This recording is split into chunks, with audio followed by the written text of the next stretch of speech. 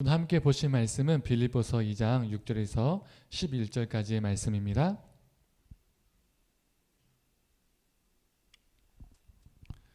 우리 함께 읽도록 하겠습니다. 그는 근본 하나님의 본체시나 하나님과 동등됨을 취할 것으로 여기지 아니하시고 오히려 자기를 비워 종의 형체를 가지사 사람들과 같이 되셨고 사람의 모양으로 나타나사 자기를 낮추시고 죽기까지 복종하셨으니 곧 십자가의 죽으심이라. 이러므로 하나님이 그를 지극히 높여 모든 이름 위에 뛰어난 이름을 주사 하늘 위에 있는 자들과 땅에 있는 자들과 땅 아래에 있는 자들로 모든 무릎을 예수의 이름에 꿇게 하시고 모든 입으로 예수 그리스도를 주라 시인하여 하나님 아버지께 영광을 돌리게 하셨느니라. 아멘.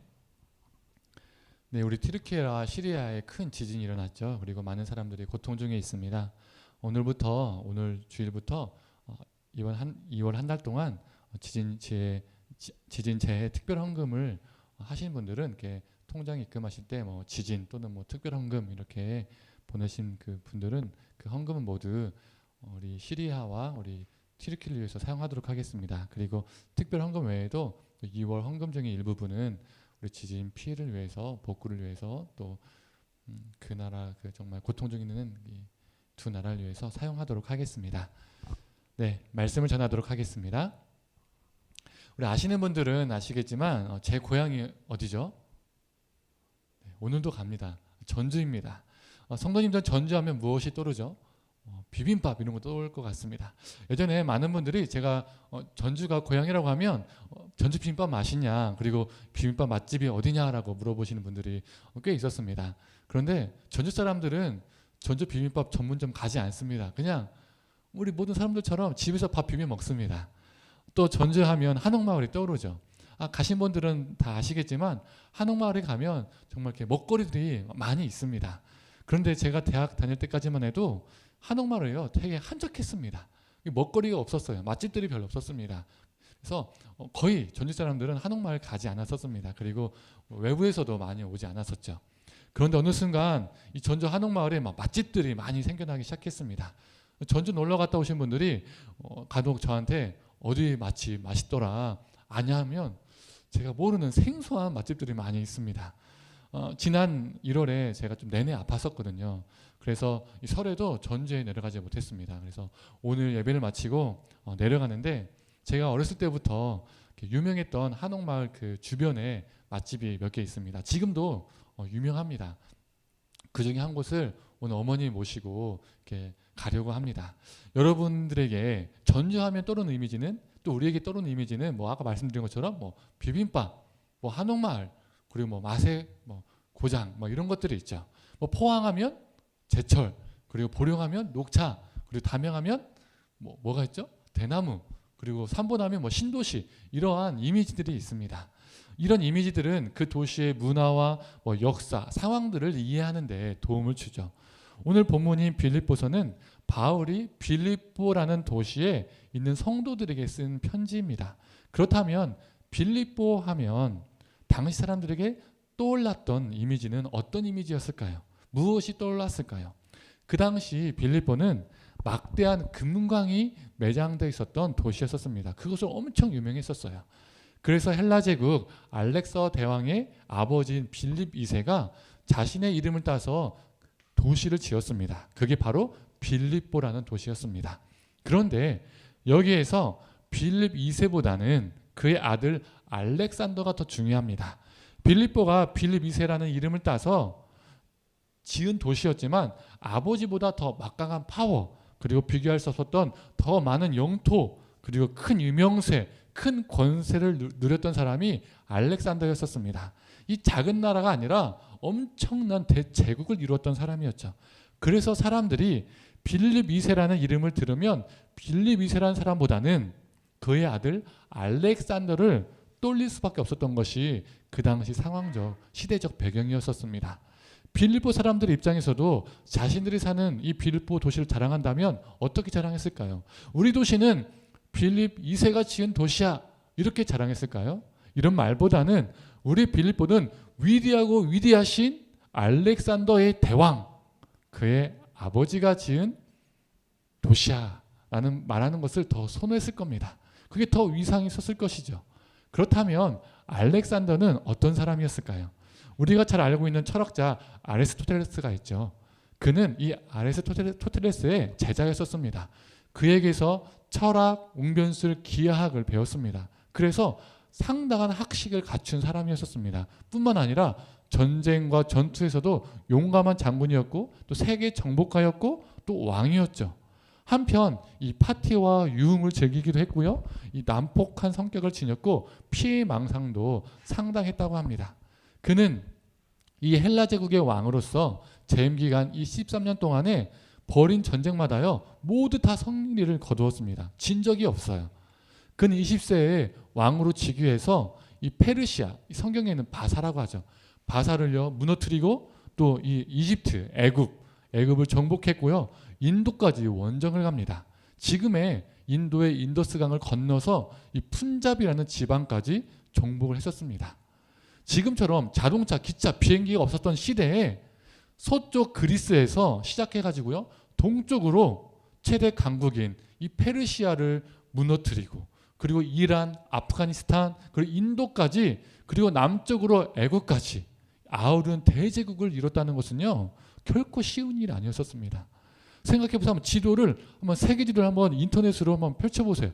인도까지 갔다는 것은요 엄청나게 긴 넓은 제국을 점령했다는 겁니다.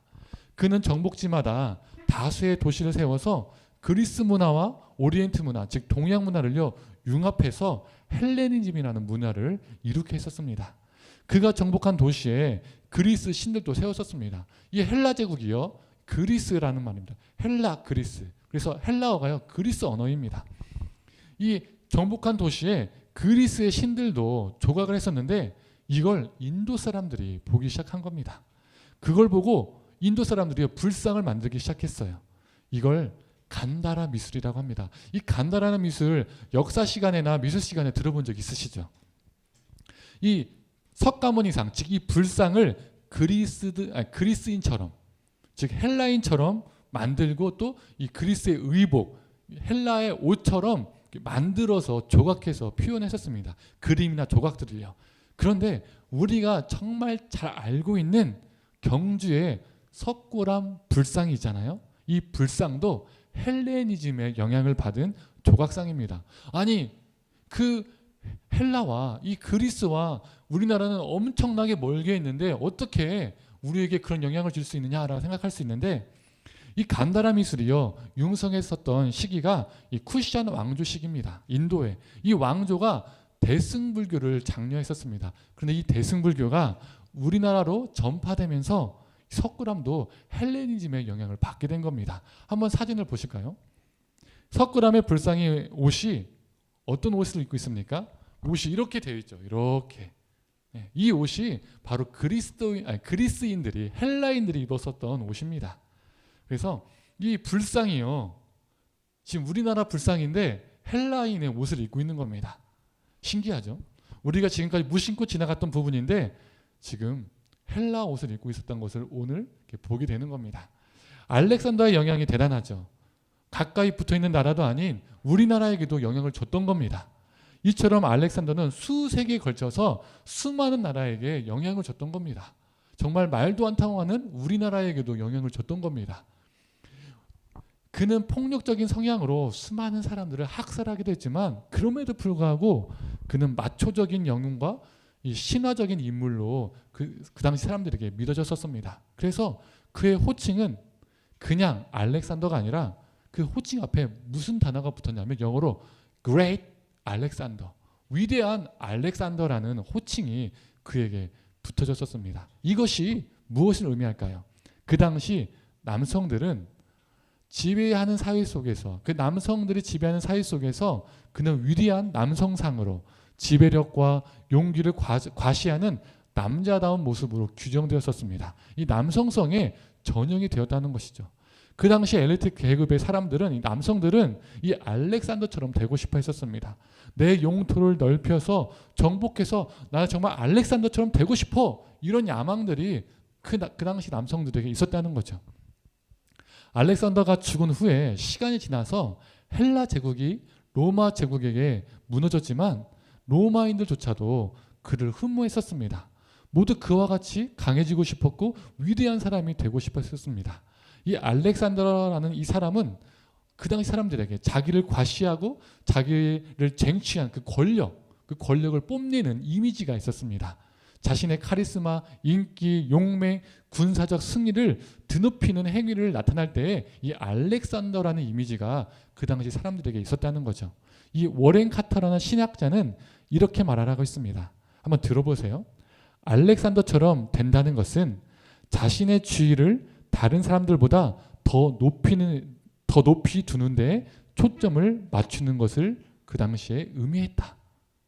그 당시 사람들이 알렉산더처럼 되고 싶었는데 그것은 자신을 높이는데 그것을 의미했다는 겁니다.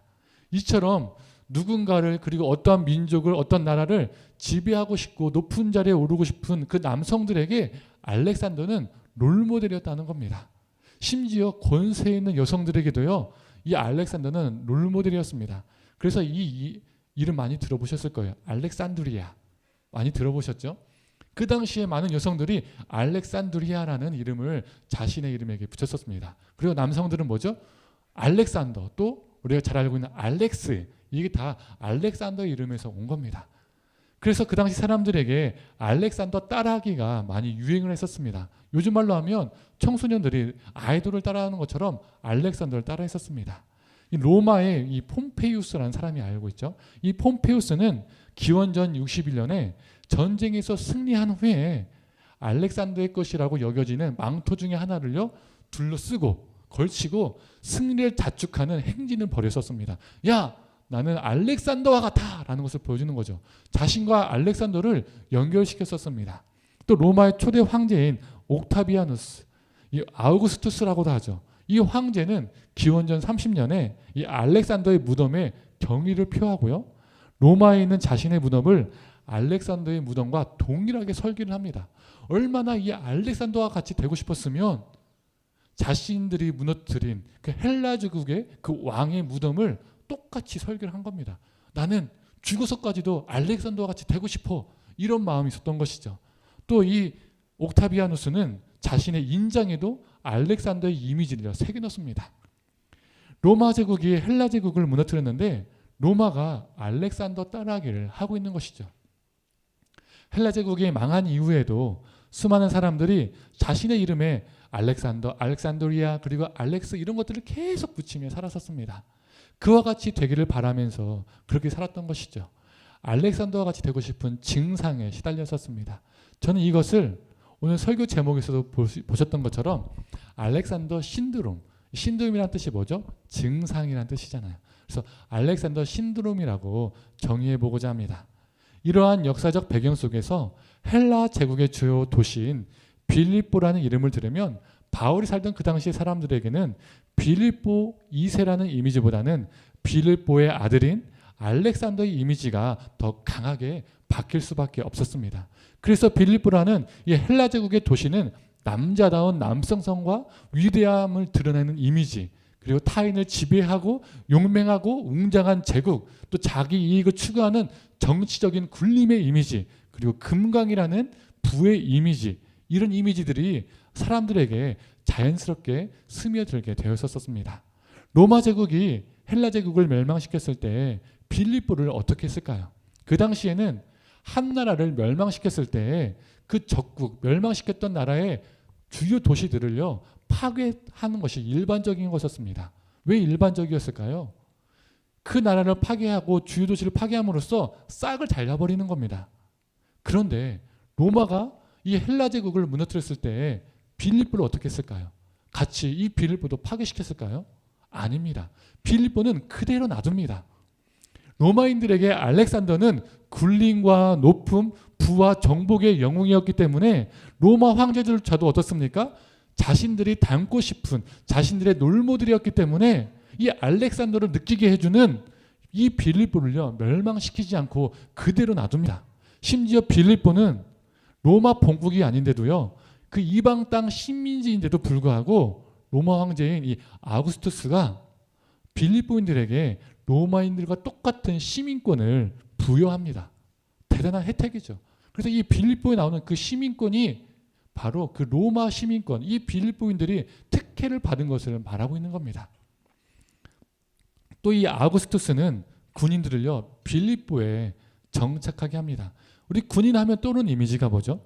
힘 그리고 무력입니다. 이 힘과 무력으로 상대를 제압하고 제거해서 정복하는 것이 그 당시 군인들이었죠.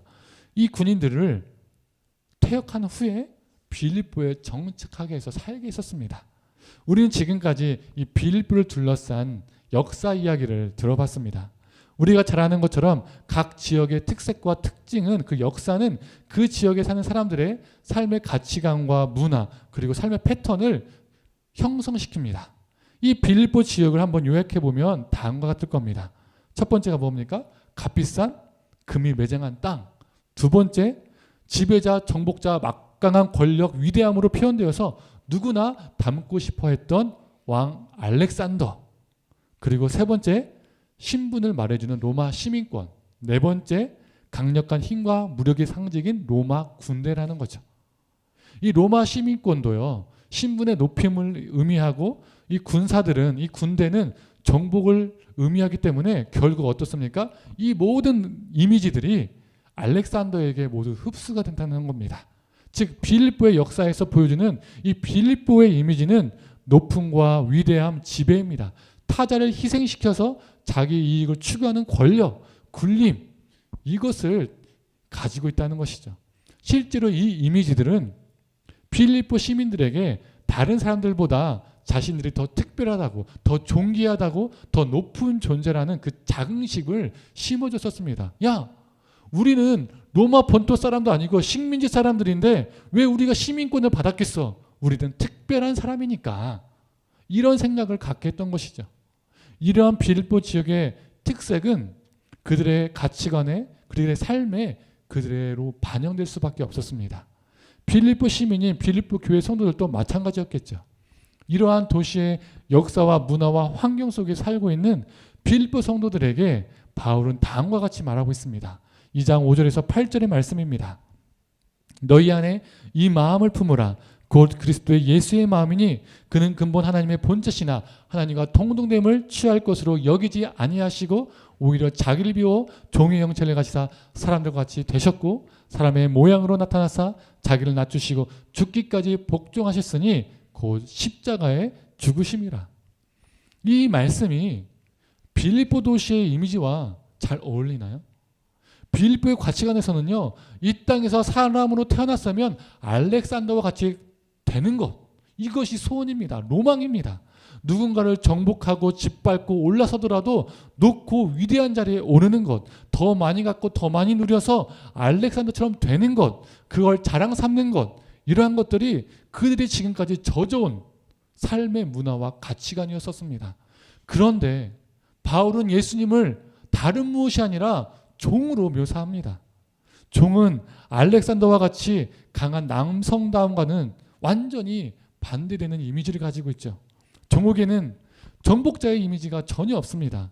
종에게는 영웅, 높음, 위대한 굴림, 값비싼 이미지는요 도저히 찾아볼 수가 없죠. 오히려 종은 지배당하고 순종하는 자입니다. 종은 주인에게 제압을 당하고 권력자에게 희생을 당하는 존재이죠. 낮으며 천하고 천한 존재입니다. 예수가 종이 되어서 십자가에 죽은 일은 알렉산더에게 결코 찾아볼 수 없는 것이었죠. 종이 되어서 자기를 비우고 심지어 자기 목숨을 다른 사람의 이익을 위해서, 유익을 위해서 희생하는 모습은 빌립보의 이미지와는 너무 상반되는 이미지였던 것입니다. 반면 타자를 희생시키는 것, 정복하여 뺏는 것, 누군가를 짓밟아 높은 곳에 올라가 군림하는 것, 금 같은 물질을 더 갖고 누리는 것, 즉 알렉산더처럼 위대해지는 것, 이것들이 빌립보가 지닌 이미지인데 예수님의 삶은 이것들과 너무나 정반대였던 겁니다. 빌립보 교회 성도들도 이 빌립보 도시의 역사와 문화에서 가치관에서 젖어 살았던 사람들이었습니다. 그래서 바울은 오늘 본문의 앞절인 2장에서 2절에서 4절을 보면 바울이 빌립보 성도들에게 이와 같이 말합니다. 같은 생각을 품고 같은 사랑을 가지고 뜻을 합하고 한 마음이 되어라. 어떤 일을 하든지 다툼이나 허영으로 하지 말고 겸손한 마음으로 다른 사람을 좋게 여겨라. 그리고 자기 일만 돌아보지 말고 다른 사람들의 이름을 서로 돌아보아라 라고 말합니다. 이 말을 한 후에 너희 안에 그리스도의 마음을 품어라 라고 말하고 있죠. 바울이 이들에게 이러한 권면을 했다는 것은 무엇을 보여줍니까? 빌립보 성도들이 같은 생각, 같은 사랑을 품지 않았다는 겁니다. 마음에 다투며 허영에 빠져 있었고 겸손하지 않은 마음으로 누군가를 함부로 대하고 업신여겼다는 것이죠. 다른 사람을 돌보지 않고 자신들만을 돌보는 삶이 그들에게 있었다는 겁니다. 이러한 모습은 지금까지 이야기한 물질과 위대함과 힘과 지배와 군림과 권력을 추구하는 알렉산더의 이미지와 너무나 같은 것이죠. 내가 타자보다 높아지려면 타자를 자신보다 더 좋게 여기는 것이 아니라 업신여겨야 합니다. 내가 알렉산더처럼 위대해지고 싶으면 군림하라면 다른 사람을요 돌보지 말아야 됩니다. 누군가를 지배하기 위해서는 같은 마음, 같은 사랑을요 품을 수가 없습니다. 즉 빌립보 성도들은 예수를 믿는다고 말하지만 예수의 마음을 품은 게 아니라 알렉산더의 마음을 품은 겁니다. 알렉산더 신드롬에 빠져 있었던 것이죠. 그래서 바울은 예수를 믿으면 이 땅에서 살면서 어떠한 마음을 품고 살아야 되는지에 대해서 다른 시각을 빌립보 성도들에게 말해주고 있습니다. 빌립보 성도들아, 예수는 하나님과 동등되시고 하나님의 본체시나 이 땅의 모든 권세를 누릴 수 있었으나 그리고 이 땅의 모든 사람들을 지배할 수 있는 권세를 가졌으나 그 권세가 있음에도 불구하고 나와 너희들 위해서 그 권세를 기꺼이 내려놓으셨다. 우리가 살아가는 이 로마 세계에서 가장 낮고 낮은 신분인 종이 되셨다. 심지어 자기를 낮추시고 십자가에 죽기까지 복종하셨다. 너희 안에 그 헛된 마음을 버려라. 너희 안에 오랫동안 깊이 뿌리내린 그 알렉산더의 마음을 버려라. 누군가를 정복하고 군림하고 업신여기는 마음, 그 마음을 버려라. 높아지려는 그 허영을 버려라. 권력과 물질을 흠모하는 그 마음을 버려라. 너희가 정말 예수 그리스도를 믿는다면, 너희가 정말 그리스도인이라면 예수의 마음을 품어라 라고 말하고 있는 것입니다. 그런데 성도님들, 알렉산더 신드롬에 빠져있는 이 빌립보 성도들의 모습을 보면서 우리가 살아가고 있는 이 시대도 알렉산더 신드롬에 빠져있는 것을 발견하게 됩니다. 돈과 권력만 있으면 뭐든지 통한다는 인식이 여전히 이 사회에 만연해 있죠. 다른 사람보다 더 탁월할 수만 있다면, 더 위대해질 수만 있다면 무엇이든지 할 수 있는 사회가 되었습니다. 비틀어진 사회 구조 속에서 지배와 굴림의 문화가 만연해 있죠. 제2의 제3의 알렉산더를 양성합니다. 그런데 마음이 아픈 것은 그리스도인인 우리의 모습도 별 다를 바가 없을 때가 있다는 겁니다. 비성경적인 비뚤어진 잘못된 사회구조에 대해서 하나님이 보시기에 이 왜곡된 수많은 문화와 가치관에 대해서 믿는 자들이 함께 모여서 어떻게 하면 우리가 그것들에 대해서 거룩하게 저항할 수 있을까? 이런 사회 속에서 우리 자녀들을 어떻게 키울 수 있을까? 어떻게 하면 더 성경적인 아름다운 것들을 물려줄 수 있을까? 어떻게 하면 우리를 희생을 통해서 우리가 희생하여서 더 좋은 사회를 자녀들에게 물려줄 수 있을까? 만들어줄 수 있을까? 어떻게 하면 우리를 통해서 사회 전반에 하나님의 나라가 임하게 할 수 있을까? 이런 생각을, 이런 고민을 모색하기보다는 이 시대의 풍조에, 그 주류 문화에 어떻게 하면 편승할 수 있을까? 어떻게 하면 이 경쟁 사회에서 경쟁에서 이길 수 있고 먹이사슬에서 위에 오를 수 있을까? 어떻게 하면 잘 살 수 있을까? 이에 대해서 수많은 고민을 하고 간절히 기도합니다. 예수를 믿는다고 말하지만 빌립보의 금 같은 물질을, 그 부를 얻기 위해서 하나님께 매달리기도 하죠. 우리 자신과 특히 우리 자녀들이 알렉산더처럼 더 탁월한 존재, 더 위대한 존재, 그런 사람들이 되기를 원합니다. 꼬리가 되지 말고 머리가 되기를 원하고 있는 것이죠. 우리는 하나님의 이름으로 제2의 제 사람의 알렉산더가 되고 싶어하고 또 그렇게 우리 자녀들을 만들고 있는지도 모릅니다. 예수님의 제자들도 알렉산더와 비슷했습니다. 그들은 서로가 으뜸이 되고자 했죠. 예수님의 좌편에 우편에 앉고자 했었습니다. 군림의 위치에, 지배의 위치에 서기를 원했었죠. 힘과 권력을 갖고 싶어 했었습니다. 그들도 알렉산더 신드롬에 빠져 있었던 겁니다. 그러나 그 꿈이 깨지자 살기 위해서 도망가고 부인하고 심지어 저주까지 했었습니다. 그랬던 그들이 더 이상 알렉산더가 되는 것이 아니라 예수님이 되기를, 예수님처럼 살기를 원했었습니다. 무엇이 그들을 그렇게 변하게 했을까요? 바로 예수 그리스도의 부활입니다. 예수를 통해서 허망한 것들을 얻으려고 쫓았다가 예수가 죽자 더 허망해졌던 그들이었었습니다. 그런데 그들이 부활하신 예수 그리스도를 만났을 때 알렉산더의 권세, 로마의 권세, 세상의 권세, 그 세상의 어떠한 권세보다 비교할 수 없는 거룩한 권세, 죽음을 이기신 그 부활 생명의 권세를 경험했었습니다. 그래서 기꺼이 예수를 본받아 자신의 생명을 타자를 위해서 기꺼이 내어주기 위해서 빌립보와 같은 모습, 알렉산더와 같은 모습을 포기할 수 있었던 것이죠. 오늘 본문 저자인 바울도 마찬가지입니다. 절대적인 예수 그리스도의 생명 앞에 모든 것을 상대화시켜 버렸습니다. 모든 것을 배설물로 여겼던 것이죠.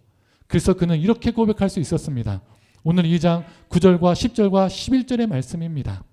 이러므로 하나님이 그를 지극히 높여 모든 이름 위에 뛰어난 이름을 주사 하늘에 있는 자들과 땅에 있는 자들과 땅 아래에 있는 자들로 모든 무릎을 예수의 이름에 꿇게 하시고 모든 입으로 예수 그리스도를 주라 시인하여 하나님 아버지께 영광을 돌리게 하셨느니라.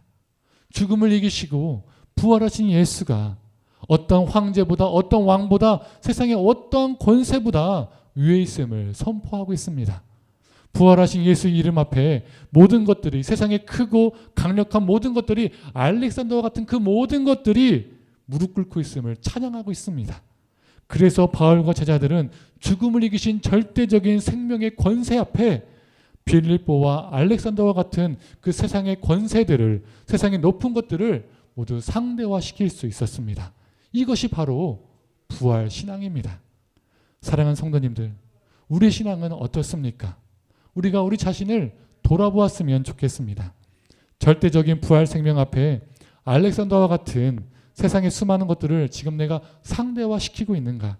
아니면 부활 생명을 믿는다고 말하지만 세상의 돈과 명예와 권력과 성공 등을 더 의지하고 그것들을 믿고 있지는 않은가? 예수님을 닮고 싶다고 거룩하게 포장하지만 나의 실제 삶은 알렉산더와 같이 되고 싶고 또 그렇게 되어가고 있지는 않은가? 하나님 나라가 아닌 나만의 빌립보를 만들며 살고 있지는 않은가? 우리 자신을 돌아보았으면 좋겠습니다. 이제 말씀을 마무리하고자 합니다. 오늘 본문을 그리스도 찬미송이라고도 합니다. 우리가 예배 드릴 때 찬양을 부르는 것처럼 초대교회가 예배를 드릴 때 오늘 본문의 내용으로 그리스도를 찬미하는 신앙 고백적인 찬양을 불렀다는 겁니다. 즉 오늘 본문이 그 당시 초대교회의 찬양 가사였다는 것이죠. 바울이 이 그리스도 찬미송의 가사를 자신의 편지글에 삽입을 한 겁니다. 왜 바울은 자신의 편지에 그리스도의 찬미송의 가사를 삽입했을까요?